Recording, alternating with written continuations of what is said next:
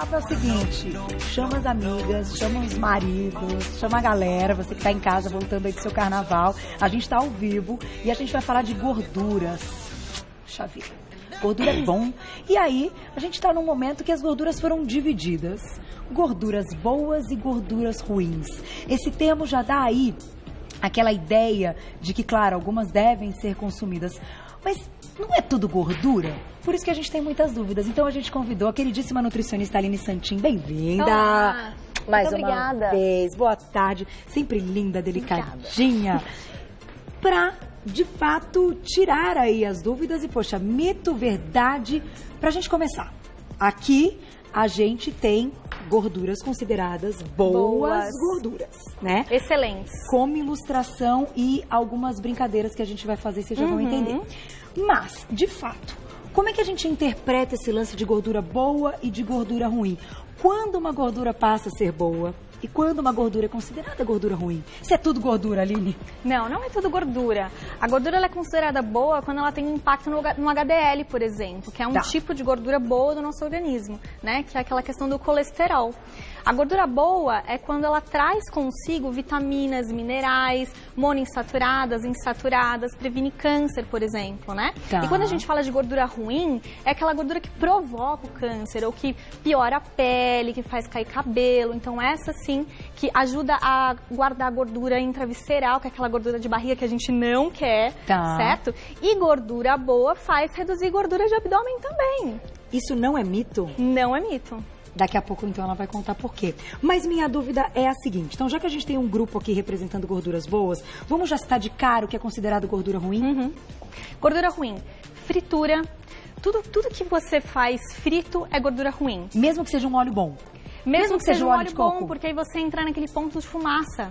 O óleo de coco, ele é uma gordura boa, mesmo sendo saturada, porque ele tem triglicéridos de cadeia média, que ele ajuda a melhorar a termogênese do corpo, né? Então, ele é uma gordura saturada à parte, que a gente fala, né? Ele tá falando, a gente tem aqui um óleo de coco. Sim, eu trouxe de propósito. Ele é rico em ácido láurico também, que ele é muito antifúngico, tudo que é bactéria, vírus, ele ajuda também a combater. A gente pode fazer uma fritura num óleo de coco? A fritura nunca é indicada, nunca é legal. né? Então, assim, toda vez que a gente fala de fritura, você também está falando de agregar quanto mais gorduras e mais calorias, isso vai gerar mais coisas ruins.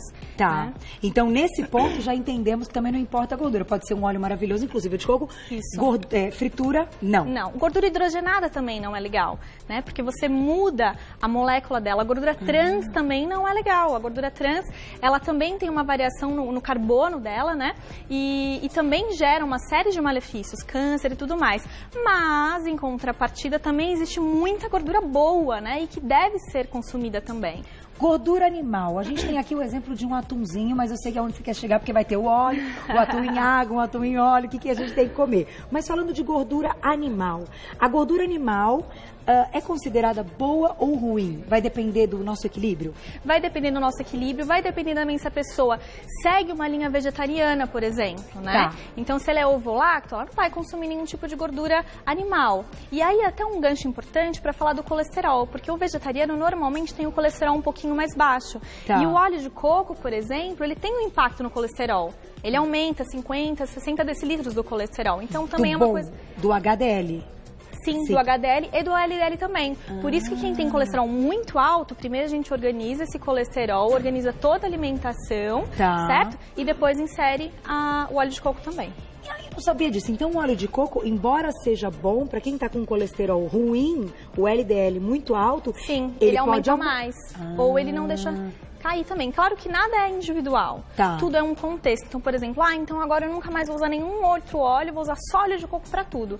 Também não é bacana, né? A gente tem que ter o equilíbrio. Quando que a gente, então, vai... A gente tem aqui o azeite, que todo mundo fala, é fantástico, é maravilhoso, mas é gordura. Qual é o limite de consumo de um azeite, por exemplo? Em média, 2 colheres de sopa por dia, ela entra bem numa dieta. É claro que tem aquelas pessoas muito maiores, homem ou mulher, e tem a questão da individualidade. Mas Mas o azeite, ele é fantástico. Ele é super anti-inflamatório, ele é rico em vitamina E, ele é excelente para finalização de pratos, por exemplo. E é gostoso, né? E é uma gostosa e é uma gordura monoinsaturada, que é diferente da gordura saturada do óleo de coco. Por isso que a gente tem que ter um balanço, né?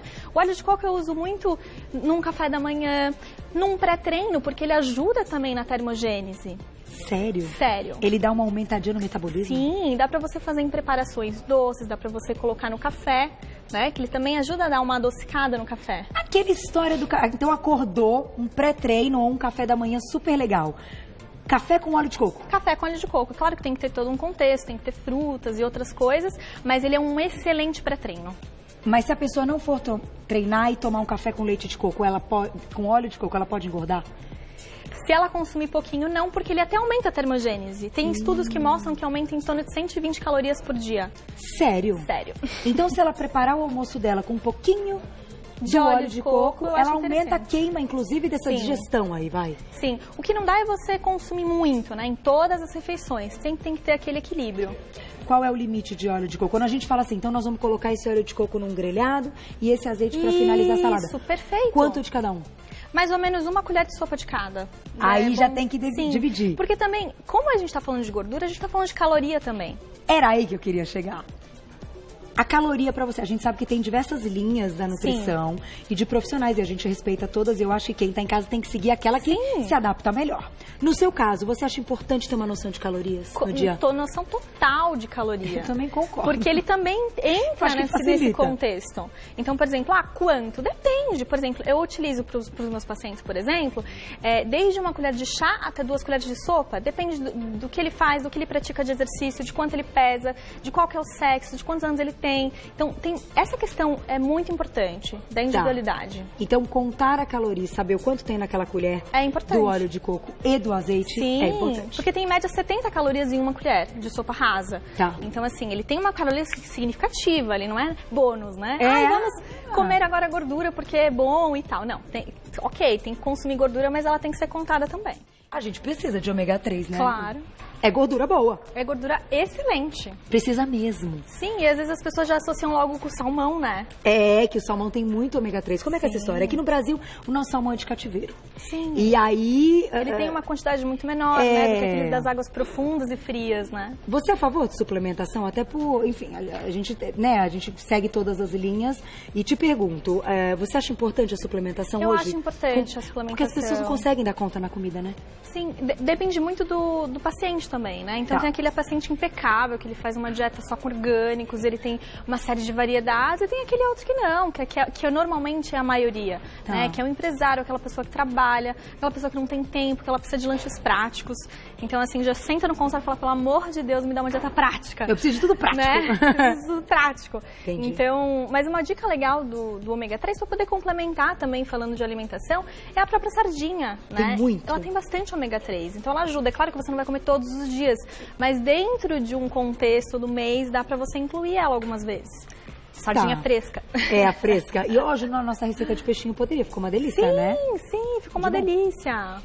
Por que você trouxe o atumzinho? Vamos falar um pouquinho do atum e do ovo, que são elementos aí que estão no nosso dia a dia e que salva a vida ter um ovinho, né? Sim, o atum, ele tem uma base proteica, mas ele também tem a gordura boa dele, né? Então ele também traz um pouco de ômega, ele tem ali magnésio, vitaminas do complexo B, muito bom para memória, né? E o ovo eu trouxe de propósito, porque o ovo, quando a gente pensa no ovo inteiro, a gente tem a clara, que ela representa a proteína, e a gema, ela também tem proteína, em torno de 3, 4 gramas, dependendo do tamanho do ovo. E além disso, ela também tem gordura monoinsaturada, porque as pessoas acham que é só gordura saturada e não é. Porque é animal, né? Sim, porque seria animal. Ela tem um equilíbrio ali de gordura saturada e monoinsaturada. E outra questão, o ovo ele é muito, muito rico em vitamina D, que hoje, assim, a maior parte da população, se a gente for pensar em porcentagem, assim, nossa, 80% ou mais tem uma deficiência ou tem baixa de vitamina D. Onde tá? É na gema? É na gema. E biotina também para peles e cabelos, né? Então o ovo é considerado aquele alimento funcional, mas se ele estiver inteiro. Exato. Se a hora de jogar a gema fora... Não precisa, Não vale a pena. né? Porque você Não joga engorda, metade das calorias. E assim, tudo tem um contexto. Então, assim, quantos ovos você vai comer? Quantos ovos a gente pode comer ali? Depende da dieta. Mas tem um limite que você já tem até um certo conceito, dependendo do perfil do paciente? Depende. Se ele for vegetariano, eu utilizo até 3, 4 ovos por dia. Ele tem excelentes benefícios. Mas, normalmente, numa dieta comum, eu utilizo de 1 a 2 ovos por dia. Não utilizo muito porque a gente vai utilizar outras também, outras gorduras também. Né? E outras proteínas? Sim, outras proteínas também. Mas até 2 ovinhos por dia? Tranquilo. Tem vários estudos já mostram, né, que ele não tem esse impacto no LDL como antigamente, há 20, 25 anos atrás, se falava, né? Porque a metodologia de estudo não foi tão bem delineada como é hoje, né? Então, assim, sem medo de ser feliz, mesmo quem tem aí o LDL um pouquinho alto, o limite 2 ovos. É claro que você tem que consumir o ovo, mas você também tem que fazer exercício, você não tem que consumir fritura, gordura hidrogenada, porque você fala, nossa, mas eu tô consumindo ovo e meu HDL ainda tá alto. Mas e o resto? E todo o contexto? Entendi. Né? Você pratica exercício? Como tá a sua dieta? Você come frutas? Né? A gente pode, então, dizer, tem uma perguntinha do público, mas antes eu vou fazer essa pergunta, que quando a gente opta por gorduras boas e coloca-as na alimentação, elas só vão ter benefício se a gente, por exemplo, praticar atividade física e fizer aí o nosso dever de casa com outras coisas. Sim, com certeza. Ela tá inserida num contexto de vida, né? Então você pode ter uma porcentagem de 30%, 35% de gorduras na sua alimentação, desde que as calorias estejam dentro do seu basal, dentro do seu exercício físico, e você tem que ser ativo. Independente se você fizer yoga, ou pilates ou crossfit, isso tem que estar inserido dentro da sua vida, né? Então tem que ser calculado de acordo com você. Quantos gramas de gordura eu vou ter que consumir? Depende do seu peso, da sua altura e de quanto você pratica de exercícios. Tá aí, disse tudo. Não tem uma regra, então, pra todo mundo. Não tem uma regra. Eu vou comer um ovo por dia só pra ficar mais saudável. E o resto, né? Então, claro, ele tem muitos benefícios. Essa questão de jogar a gema fora, também você joga muita vitamina D, biotina, muita coisa fora. Que fazem bem para outras coisas. Sim, para os olhos, enfim. Vitamina A também. Porque essas vitaminas, vitamina E, vitamina A, vitamina D, por exemplo, elas são vitaminas lipossolúveis, ou seja, elas precisam da gordura para ser absorvida pelo organismo. Entendi. Então, um pouquinho de gordura você deve consumir também. Senão você fica com déficit dessas vitaminas. Exato. Que são lipossolúveis. Perguntinha do público na tela. Vamos ver quem escreveu pra gente. Olha lá. Sheila, obrigada, um beijo. Podemos estragar as gorduras boas utilizando formas erradas? E aí, a fritura seria um modo de estragar, de repente, até o óleo de coco? Sim, o óleo de coco ele não satura porque ele já é uma gordura saturada. A vantagem dele é que ele tem ácido láurico, né, que ele é extremamente antifúngico e rico em triglicéridos de cadeia média, que é um tipo de gordura muito particular, né? Que ele também traz uma série de benefícios quanto melhorar a parte energética do corpo. Agora, o azeite, por exemplo, ele tem 2 linhas aí muito fortes. Então, normalmente, o que a gente aprende, né, é que até 180, 184 graus ele já entra em ponto de fumaça, mas tem outras linhas aí dizendo que em uma temperatura muito menor ele também já satura. Então, assim, isso seria uma forma errada de usar. Então, assim, o azeite, ele serve para finalizar. Claro, ele tem muitos benefícios, mas ele oxida. Então, colocou na panela, fritou mesmo para grelhar, vai perder todos eles. Vai perder. Tem mais uma perguntinha do público, eu queria fechar falando do abacate, na verdade. Vamos falar do abacate, a gente põe mais uma perguntinha, Glaucia. Este alimento se tornou... enfim... um superalimento. O comentário do mundo, né, que o abacate é tudo. Se eu tivesse que escolher aqui... tem pergunta do público do abacate, então vamos ver. E aí a gente já junta tudo. Olha lá. E é bonito, né? E é cheiroso. Um beijo, Rosana, obrigada. Posso comer abacate todas as noites? Era aí que eu queria chegar, Rosana. Nós estamos alinhadas, então. Energia, né, telepatia. Que história é essa de que a gente pode comer o abacate à noite, embora calórico, porque ele ajuda a emagrecer? Sim. O abacate, ele é uma coisa que eu trouxe também porque eu adoro e porque eu também consumo e prescrevo o abacate. O abacate, ele é rico em uma série de vitaminas, vitamina A, vitamina E, vitamina K, mas ele também é rico num beta-citosterol, que ele é um tipo de fitosterol que ele ajuda a modular cortisol, que é aquele hormônio do estresse, que é o que engorda. Então, se você está muito estressado, você pode ter certeza que você está guardando gordura abdominal. Então vamos começar a reorganizar a nossa vida para a gente ter menos estresse. O sono também é importante. Então por que a gente consome à noite, né? Que as pessoas falam, eu posso comer abacate à noite? Excelente, porque ele dá uma excelente ceia. Uma porque ele ajuda a manter essa questão da insulina, porque todas as gorduras elas impactam um pouco na insulina, né?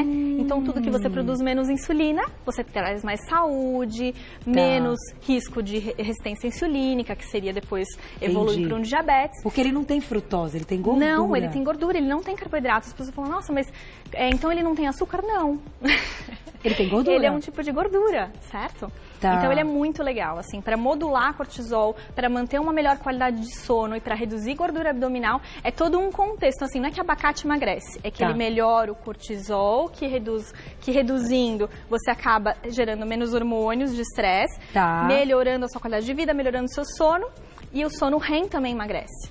E ele ajuda a entrar num sono REM, assim, dormir melhor? Ele ajuda a modular esse cortisol, que faz esse balanço com a serotonina, com a melatonina, então faz você introduzir melhor o sono. Que legal isso! Muito legal. E aí a pessoa pode consumir na versão mais docinha, ele é in natura, ou fazer uma guacamole, que a gente fez um outro dia, que tava um espetáculo. Espetáculo. Dá pra você colocar também ele um pouquinho de chia e adoçar. O adoçante também é outra história, depois a gente vem falar só dos adoçantes, mas dá pra gente, por exemplo, assim, à noite, na ceia, eu não aconselho colocar açúcar.